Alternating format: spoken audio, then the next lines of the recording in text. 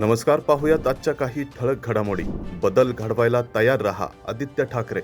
जनता स्वच्छ लोकांना निवडेल, ते स्वच्छ लोक आपल्याकडे आहेत. त्यामुळे बदल घडवायला आपण सगळ्यांनी तयार राहिलं पाहिजे, असे आवाहन माजी मंत्री आणि आमदार आदित्य ठाकरे यांनी काल केले.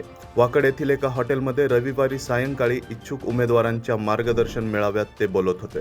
ग व ड क्षेत्रीय कार्यालयात आज इच्छुकांची बैठक. पिंपरी चिंचवड महानगरपालिकेच्या निवडणुकीसाठी उमेदवारी अर्ज देण्याची प्रक्रिया मंगळवारपासून सुरू होत आहे. ही प्रक्रिया सुरू होण्यासाठी निवडणूक प्रक्रियेची माहिती उमेदवारांना दिली जाणार आहे. त्यासाठी सर्व इच्छुकांनी उपस्थित राहावे, असे आवाहन निवडणूक निर्णय अधिकारी सुप्रिया डांगे यांनी केले आहे. आगामी निवडणुकीसाठी काटेकोर नियोजन करा. रश्मी शुक्ला. राज्याच्या पोलीस महासंचालक रश्मी शुक्ला यांनी काल पिंपरी चिंचवड पोलीस आयुक्तालयाला भेट देत कामकाजाचा आढावा घेतला. आगामी महापालिका निवडणूक शांततेत पार पडावी म्हणून काटेकोर नियोजन करण्याबाबतच्या त्यांनी अधिकाऱ्यांना सूचना दिल्या. या बैठकीस पोलीस आयुक्त विनय कुमार चौबे, सहाय्यक पोलीस आयुक्त शशिकांत महावरकर, अप्पर पोलीस आयुक्त बसवराज तेली आदी उपस्थित होते. राष्ट्रवादी काँग्रेसची वाटचाल आव्हानात्मक. उपमुख्यमंत्री अजित पवार यांच्या नेतृत्वाखाली एकेकाळी शहरावर अधिराज्य गाजवणाऱ्या राष्ट्रवादी काँग्रेस पक्षाला महापालिका निवडणुकीत खडतर वाटचाल करावी लागणार आहे.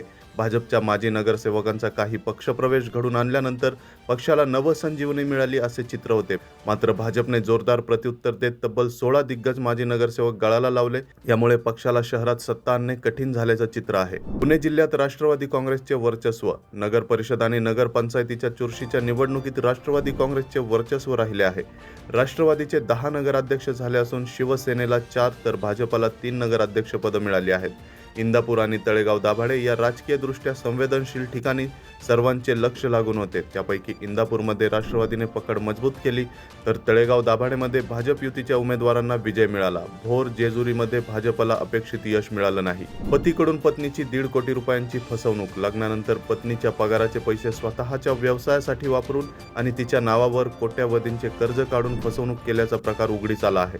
सतीश कुमार गणाला वय 40, राहणार पिंपळे निलक असे गुन्हा दाखल झालेल्या पतीचे नाव आहे. या प्रकरणी 34 वर्ष महिलेने सांगवी पोलीस ठाण्यात फिर्याद दिली आहे.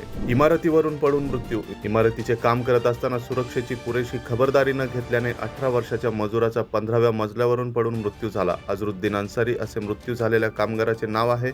या प्रकरणी लेबर सुपरवायझर सद्दाम अन्सारी याला पोलिसांनी अटक केली आहे. पुनावळे येथे ही घटना घडली. तर या होत्या आजच्या काही ठळक घडामोडी. आणखीन घडामोडी जाणून घेण्यासाठी पाहत रहा PCMC न्यूज.